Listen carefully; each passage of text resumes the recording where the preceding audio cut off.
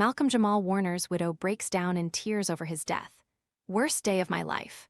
Malcolm-Jamal Warner's widow, Tenisha Warner, is still processing his fatal drowning nearly 1 year later. The moments of that day, they occupy my body so deeply, so it's really hard for me to relive what all of that was and to think about it. Tenisha told Gayle King during an emotional CBS Mornings interview on Thursday, July 23. It just breaks me in a way that makes it hard for me to stay steady. I can't remember the details. I think it's because my body went through shock. Malcolm-Jamal died in July 2025 at age 54 after being caught in a riptide in Costa Rica. Flies and gnats invading your kitchen?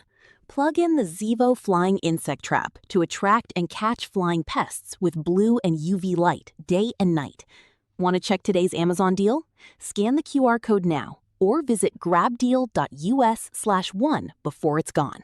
The Cosby Show alum is survived by his mother, Pamela Warner, as well as Tenisha and the pair's 9-year-old daughter. Malcolm-Jamal was on a family vacation with his wife and child at the time of his death. His death was the worst day of my life, feels unfair, Tenisha recalled on Thursday's episode. All I can think about is my daughter and what I needed to do to continue being her mother and be her only parent.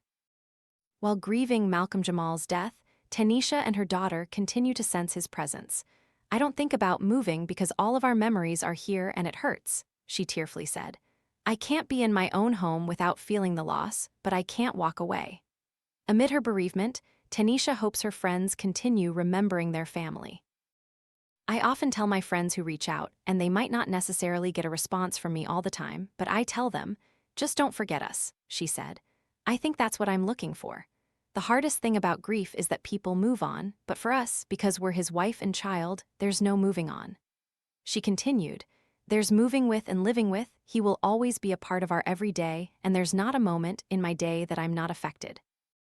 Before the interview aired, news broke that Tenisha filed a $1.2 million lawsuit against her mother-in-law, who is the successor trustee of the late actor's Warner Family Trust. In court documents obtained by us, Tenisha alleged that she is entitled to $1.2 million, which she claims is equivalent to what Malcolm-Jamal promised her in their premarital agreement. Plaintiff performed all obligations required of her under the agreement, including entering into and remaining in the marriage until the decedent's death, the lawsuit reads. The decedent died without having satisfied his obligations under the agreement, and no person or entity has paid or provided the sums due to plaintiff under the agreement.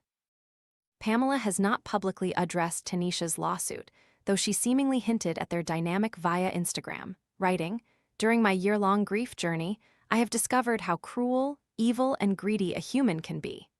Pamela didn't address Tenisha by name in her upload. Her daughter-in-law hinted on CBS Mornings that they were not in touch.